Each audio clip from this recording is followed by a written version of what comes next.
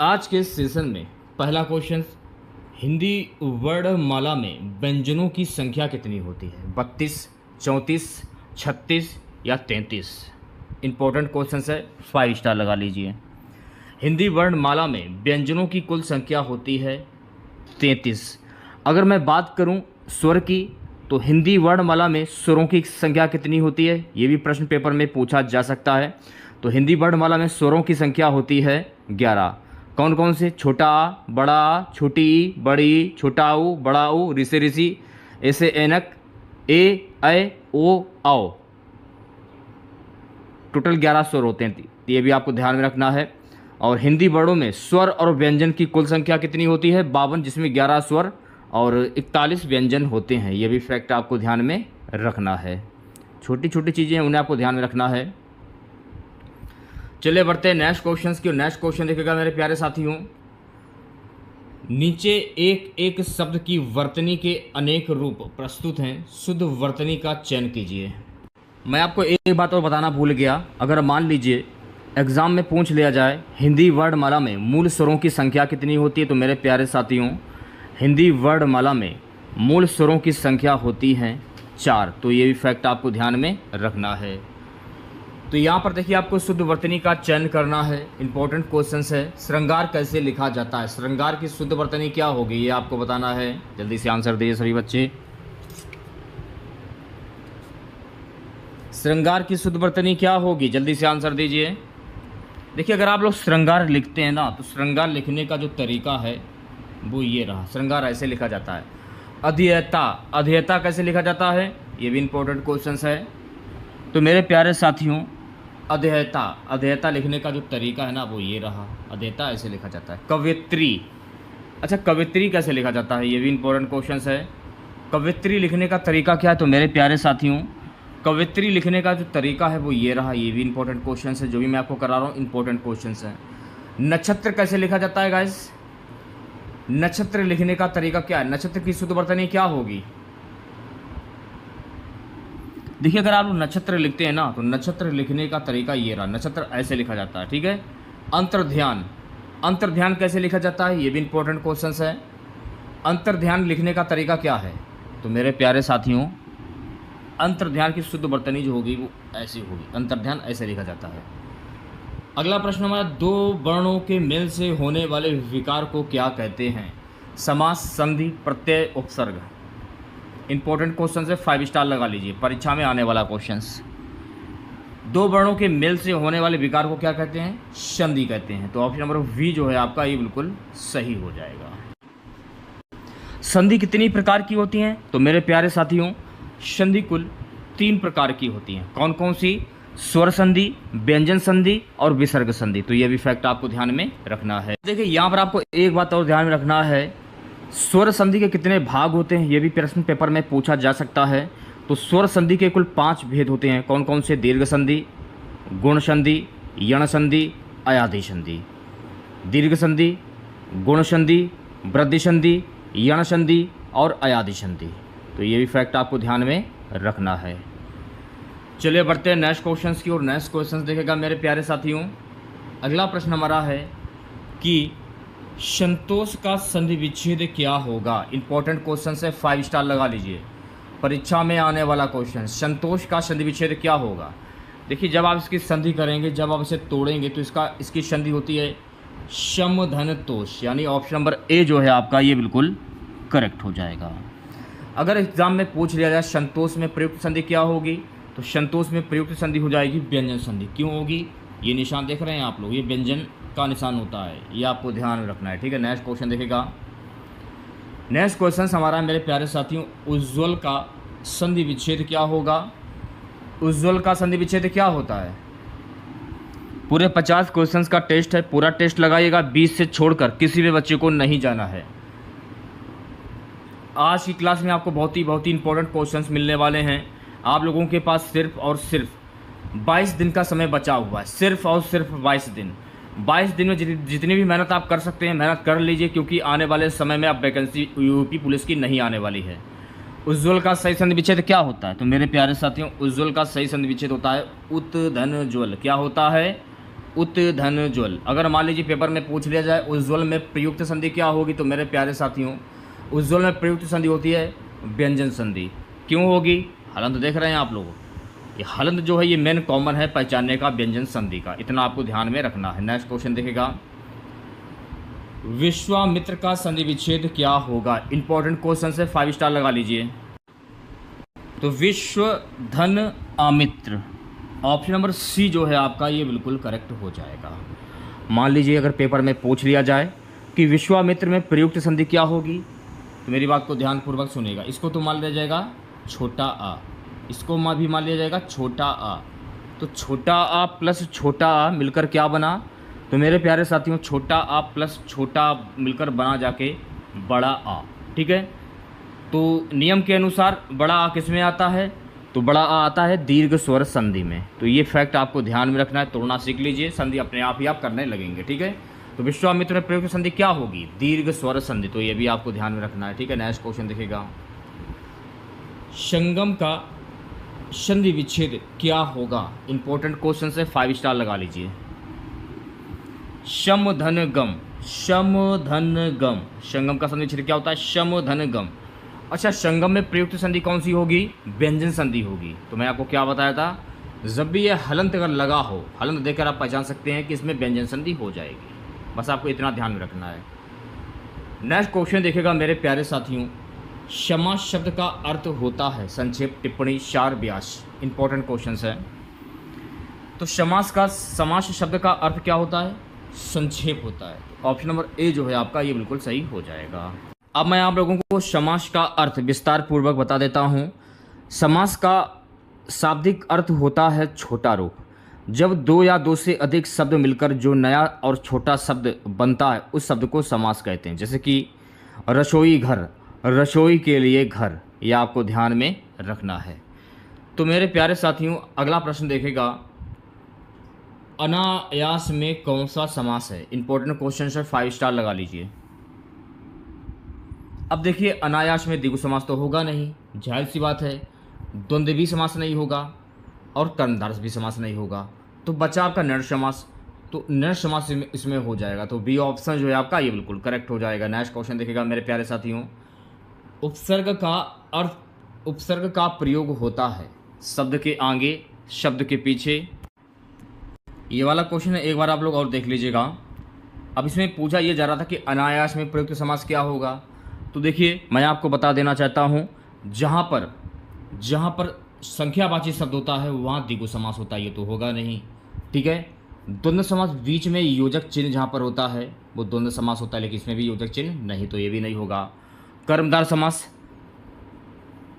वह समास जिसका पद विशेषण एवं दूसरा पद विशेष होता है अथवा पूर्ण पद एवं उत्तर पद में उपमान उपमेय का संबंध माना जाता है, वह कर्मधारय समास कहलाता है। तो इसमें ऐसा कुछ है नहीं, उपमेय उपमान की समानता इसमें नहीं, तो ये भी नहीं होगा। लास्ट बार का नर समास बचता, तो ये हो जाएगा आंसर आपका। आशा करता है कि आप लोगों के समझ में आ गया होगा।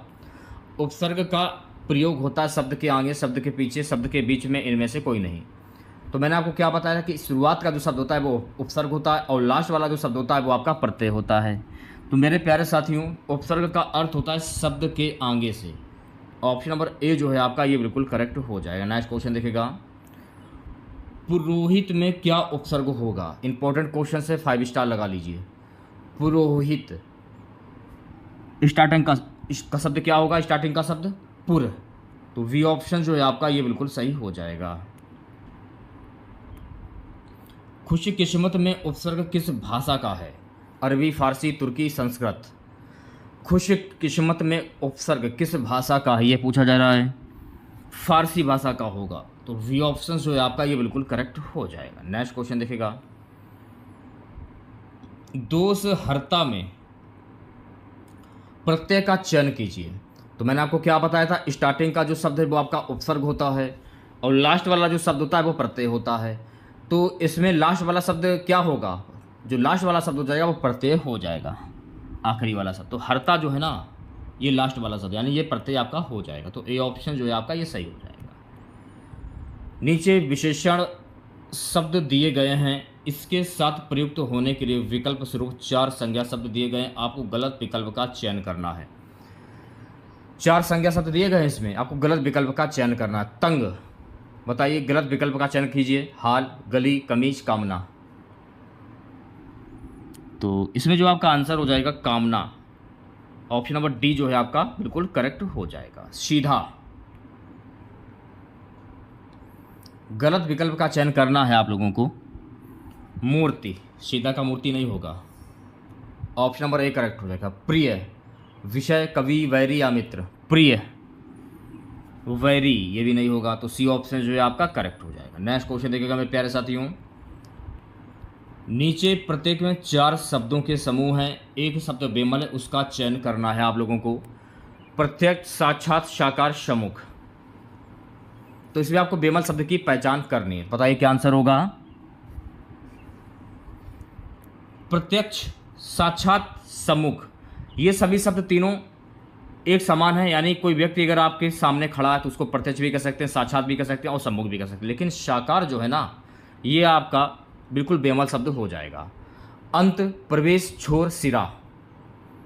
अंत, छोर, सिरा, प्रवेश। बताइए क्या आंसर होगा। अब देखिए इसमें अंत जो है और छोर है और सिरा है। जैसे कि कोई डोरी है आपके हाथ में है, तो डोरी का अंत आपके हाथ में है तो आप उसको अंत भी कह सकते हैं, छोर भी कह सकते हैं और सिरा भी कह सकते हैं। लेकिन जो प्रवेश है ना, ये बिल्कुल बेमल शब्द है। ठीक है। अंक, चिन्ह, संख्या, निशान। अब देखिए इसमें अंक, पेपर में आपको नंबर मिले तो आप उसको अंक भी कह सकते हैं, चिन्ह भी कह सकते हैं और संख्या भी कह सकते हैं। लेकिन जो आपका इसमें थोड़ा सा मिस्टेक हो रहा है हमसे, अंक, चिन्ह, निशान। लेकिन जो संख्या है ना, संख्या के अंडर में अंक भी आ जाता है, चिन्ह भी आ जाता है और निशान भी आ जाता है। तो ऑप्शन नंबर डी जो है आपका ये सही हो जाएगा, बिल्कुल बेमल शब्द है। ठीक है। नेक्स्ट क्वेश्चन देखिएगा मेरे प्यारे साथियों। अंधेर, धांधली, अशांति, अन्याय। अब देखिए अंधेर, चोरी की, तो चोरी करने पे आप अंधेर भी कह सकते हैं, धांधली भी कह सकते हैं और अन्याय भी कह सकते हैं। लेकिन जो अशांति शब्द है ना, अशांति, ये आपका बेमल शब्द हो जाए, क्योंकि अशांति का अंधेर, धांधली और अन्याय से कहीं लेना देना दूर दूर तक नहीं है। अनिष्ट, अशुभ, अहित, हानि। जैसे कि मान लीजिए कोई प्रोग्राम आपके यहाँ हो रहा है, कुछ गड़बड़ हो गई तो आप उसको अनिष्ट भी कह सकते हैं, अशुभ भी कह सकते हैं और अहित भी कह सकते हैं। लेकिन जो हानि है ना, हानि, ये शब्द इन तीनों का मिला जुला रूप है, इसलिए हानि जो है ये आपका बेमल शब्द हो जाएगा। तो डी ऑप्शन जो है आपका करेक्ट हो जाएगा। चलिए बढ़ते हैं नेक्स्ट क्वेश्चन की ओर। नेक्स्ट क्वेश्चन देखेगा सभी बच्चे। सरस्वती का पर्यायवाची शब्द नहीं है। पीड़ा, पाड़ी, कमला, शारदा, वाणी। देखिए कमला जो है ना, ये सरस्वती का पर्यायवाची शब्द नहीं है। तो देखिए मैं आपको बता देना चाहता हूं कि कमला जो है ना, ये भार्गवी का पर्यायवाची शब्द है। भार्गवी का, भार्गवी, भार्गवी का पर्यायवाची शब्द हो जाएगा। वाणी हुआ और वीणा, पाड़ी हुआ, शारदा हुआ, ये सभी शब्द सरस्वती के पर्यायवाची शब्द हो जाएंगे। ठीक है। नेक्स्ट क्वेश्चन देखिएगा मेरे प्यारे साथियों। भुजंग का पर्यायवाची शब्द नहीं है। व्याल, गरुण, सर्प, पनग। तो देखिए गरुण जो है ना, यह खगपति का पर्यायवाची शब्द होता है, इसलिए इस क्वेश्चन का सही जवाब हो जाएगा ऑप्शन नंबर बी। बल्कि व्याल हुआ, सर्प हुआ और पनग हुआ, ये सभी शब्द भुजंग के पर्यायवाची शब्द हो जाएंगे। भुजंग का अर्थ क्या होता है? सर्प, यानी कि सांप। अगला प्रश्न हमारा है गाइस कि जलद का पर्यायवाची शब्द नहीं है। घन, वारिद, अंबर, बलाहक। तो मेरे प्यारे साथियों अंबर जो है ना, ये जलद का पर्यायवाची शब्द नहीं है। तो देखिए अंबर जो है ना, ये आकाश का पर्यायवाची शब्द हो जाएगा, बल्कि घन हुआ, वारिद हुआ और बलाहक हुआ, ये जलद का पर्यायवाची शब्द हो जाएगा। ठीक है। अगला प्रश्न देखेगा। नेक्स्ट क्वेश्चन हमारा, अनुचर का पर्यायवाची शब्द नहीं है। सेवक, चाकर, निर्जर, वृत्य। तो मेरे प्यारे साथियों निर्जर जो है ना, ये अनुचर का पर्यायवाची शब्द नहीं है। तो देखिए मैं आपको बता देना चाहता हूँ कि जो निर्जर है ना, निर्जर, तो देखिए निर्जर जो है ना, ये सुर का पर्यायवाची शब्द है। और सेवक हुआ, चाकर हुआ और भृत्य हुआ, ये अनुचर का पर्यायवाची शब्द हो जाएगा। तो सी ऑप्शन जो है आपका ये बिल्कुल करेक्ट हो जाएगा। चलिए बढ़ते हैं नेक्स्ट क्वेश्चन की ओर। चतुर का पर्यायवाची शब्द नहीं है। दक्ष, नागर, पटु, देवप्रिय। चतुर का पर्यायवाची शब्द नहीं है। तो मेरे प्यारे साथियों देवप्रिय जो है ना, ये चतुर का पर्यायवाची शब्द नहीं है। तो देवप्रिय जो है ना, ये देवता का पर्यायवाची शब्द हो जाएगा, बल्कि दक्ष हुआ, नागर हुआ और पटु हुआ, ये चतुर का पर्यायवाची शब्द हो जाएगा। चलिए बढ़ते हैं नेक्स्ट क्वेश्चन की ओर। तो मेरे प्यारे साथियों नेक्स्ट क्वेश्चन हमारा है, नीचे मुख्य शब्द के 4 अर्थ दिए गए हैं, सर्वाधिक उपयुक्त अर्थ का चयन कीजिए। प्रतिघात का अर्थ क्या होता है? चोट के बदले चोट, भारी चोट, हत्या, उल्टे हाथ से चोट। प्रतिघात, तो प्रतिघात का अर्थ क्या होता है? तो मेरे प्यारे साथियों प्रतिघात का अर्थ होता है चोट के बदले चोट। ऑप्शन नंबर ए जो है आपका ये बिल्कुल करेक्ट हो जाएगा। ठीक है, नेक्स्ट क्वेश्चन देखिएगा मेरे प्यारे साथियों, अशक्त का जो है उपयुक्त अर्थ क्या होगा? अशक्त का उपयुक्त अर्थ क्या होता है? आशक्त, शक्तिमान, अक्षम, शक्ति प्राप्ति के लिए प्रयत्नमान। अशक्त का अर्थ क्या होता है? तो मेरे प्यारे साथियों अशक्त का अर्थ होता है असक्षम, यानी सी ऑप्शन जो है आपका बिल्कुल करेक्ट हो जाएगा। रंग भवन, रंगा हुआ भवन, नाट्यगृह, रंग बनाने का कारखाना, रंग रलियां बनाने का स्थान। रंग भवन का अर्थ क्या होता है? तो मेरे प्यारे साथियों रंग भवन का अर्थ होता है रंग बनाने का कारखाना। तो सी ऑप्शन जो है आपका ये सही हो जाएगा। नेक्स्ट क्वेश्चन देखिएगा मेरे प्यारे साथियों, 34वां क्वेश्चन हमारा त्रिकालज्ञ। त्रिकालज्ञ का अर्थ क्या होता है? 3 समय तक, तीनों समय होने वाला, कालातीत, सर्वज्ञ। त्रिकालज्ञ, त्रिकालज्ञ का अर्थ होता है सर्वज्ञ, यानी डी ऑप्शन जो है आपका ये बिल्कुल करेक्ट हो जाएगा। उतंग का अर्थ क्या होता है? फैला हुआ, बहुत दूर, ऊंचा, मनमाना। तो उतंग का अर्थ होता है ऑप्शन नंबर डी, यानी कि मनमाना। डी ऑप्शन जो है आपका ये बिल्कुल सही हो जाएगा। चलिए बढ़ते हैं नेक्स्ट क्वेश्चन की ओर। तो मेरे प्यारे साथियों अगला प्रश्न हमारा है, अनागत का विलोम शब्द क्या होगा? वर्तमान, भूतकालिक, विगत, आगत। अनागत का विलोम शब्द क्या होता है? तो मेरे प्यारे साथियों अनागत का विलोम शब्द होता है ऑप्शन नंबर डी, यानी कि आगत। नेक्स्ट क्वेश्चन देखिएगा, अधुनातन का विलोम शब्द क्या होता है? पुरातन, भूतकालिक, प्राचीन, विगतकालीन। अधुनातन का विलोम शब्द क्या होगा? तो मेरे प्यारे साथियों अधुनातन का विलोम शब्द होता है पुरातन। ऑप्शन नंबर ए जो है आपका ये बिल्कुल करेक्ट हो जाएगा। अगला प्रश्न देखिएगा, आशा का विलोम शब्द क्या होगा? दुराशा, नाउम्मीद, हताशा, निराशा। पूरा टेस्ट दीजिएगा आप लोग, पूरे 50 प्रश्नों का टेस्ट है। लास्ट में बताइएगा कि आप लोगों ने कितने प्रश्नों के सही जवाब दिए हैं। 20 से छोड़कर किसी भी बच्चे को नहीं जाना है। आप लोगों के पास सिर्फ और सिर्फ 22 दिन का समय बचा हुआ है। और जिन लोगों ने एग्ज़ाम छोड़ दिया था किसी कारणवश, और जो बच्चे एग्ज़ाम सेंटर पर टाइम से नहीं पहुंच पाए थे, उनका भी एग्ज़ाम छूट गया था। और जो बच्चे ऐसे ही बहुत सारे ऐसे बच्चे थे जो किसी कारणवश एग्ज़ाम देने नहीं जा पाए थे, कुछ समस्याएँ आ गई थी, तो उन बच्चों को भी एग्ज़ाम देने दिया जाएगा। ऐसा नहीं कि जिन लोगों ने एग्ज़ाम दिया है वही एग्ज़ाम दे पाएँ। तो जिन बच्चों का एग्ज़ाम छूट गया था तो वो भी बच्चे एग्ज़ाम दे पाएंगे। तो आप लोगों के पास एक सुनहरा मौका है, अगर आप एग्ज़ाम देने के लिए जा रहे हैं और अपनी एक सीट पक्की करना चाहते हैं। लगभग 60,000 वैकेंसी हैं, 60,000 प्लस कुछ करके वैकेंसी। अगर आप अपनी एक सीट पक्की करना चाहते हैं तो 60 लाख फॉर्म पड़ा है, और ये संख्या बहुत ही ज़्यादा है। आप लोगों को पता है कि पिछली वैकेंसी आप लोगों की वर्ष 2018 में आई थी, और लगभग 4 साल के बाद, 4 से 5 साल के बाद ये वैकेंसी देखने को मिली है आप लोगों को। तो इसका फ़ायदा उठाइए, और लगभग 3 साल तक आपको कोई वैकेंसी देखने को नहीं मिलेगी यूपी पुलिस कांस्टेबल की। आशा का विलोम शब्द क्या होता है? तो मेरे प्यारे साथियों आशा का विलोम शब्द होता है निराशा। डी ऑप्शन जो है आपका करेक्ट हो जाएगा। 39 से 41 नीचे कुछ वाक्यांश, वाक्य खंड दिए गए हैं, उनके स्थान पर एक शब्द के लिए 4 विकल्प दिए गए हैं। आपको सही विकल्प का चयन करना है। जिसे बुलाया ना गया हो उसको क्या कहते हैं? अनाहुत, अनबोला, अतिथि, अभ्यागत। इंपॉर्टेंट क्वेश्चन है, 5 स्टार लगा लीजिए। जिसे बुलाया ना गया उसको कहते हैं अनाहुत। तो ऑप्शन नंबर ए जो है आपका ये बिल्कुल सही हो जाएगा। नेक्स्ट क्वेश्चन देखिएगा मेरे प्यारे साथियों, जो स्त्री जो अभिनय करती है उसको क्या कहते हैं? नर्तकी, नटी, अभिनेत्री, नायिका। स्त्री जो अभिनय करती है, तो मेरे प्यारे साथियों स्त्री जो अभिनय करती है उसको कहते हैं अभिनेत्री, यानी सी ऑप्शन जो है आपका ये बिल्कुल करेक्ट हो जाएगा। नेक्स्ट क्वेश्चन देखिएगा मेरे प्यारे साथियों, आशा से बहुत अधिक इसको क्या कहते हैं? आशातीत, आशावान, अप्रत्याशित या प्रत्याशित। आशा से बहुत अधिक इसको क्या कहते हैं? तो मेरे प्यारे साथियों आशा से बहुत अधिक इसको कहते हैं आशातीत। ऑप्शन नंबर ए जो है आपका ये बिल्कुल सही हो जाएगा।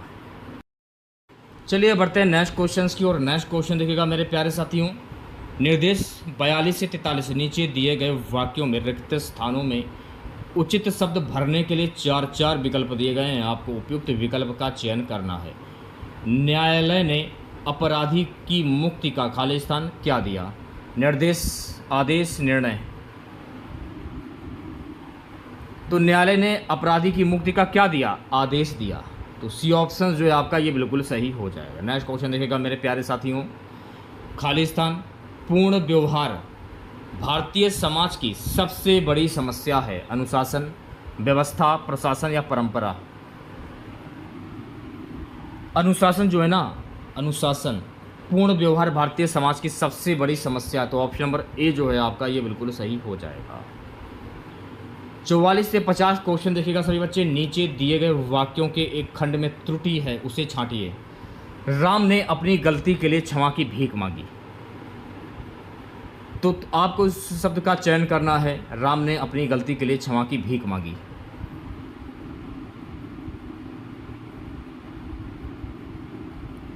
तो मेरे प्यारे साथियों, भीख मांगी ये शब्द जो है आपका इसमें त्रुटि है। तो डी ऑप्शन जो है आपका ये सही हो जाएगा। कल 27 अगस्त को कौन तारीख होगी? अब भैया मेरे कल 27 अगस्त को कौन सी हो सकता है, ना कि को कौन, ये थोड़ी होगा।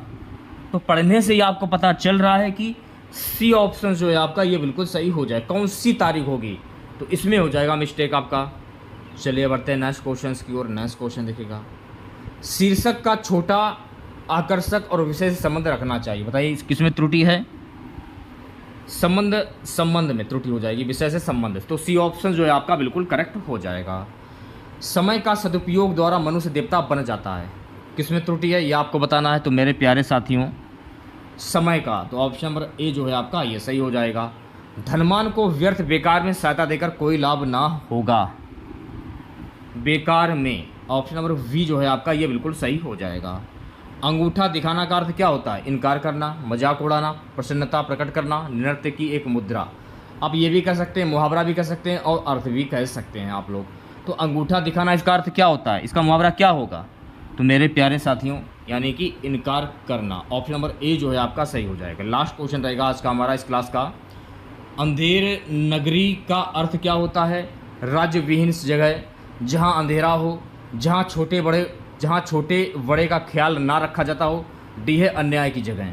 अंधेर नगरी का अर्थ क्या होता है? तो मेरे प्यारे साथियों, अंधेर नगरी का अर्थ होता है अन्याय की जगह, यानी डी ऑप्शन जो है आपका ये बिल्कुल सही हो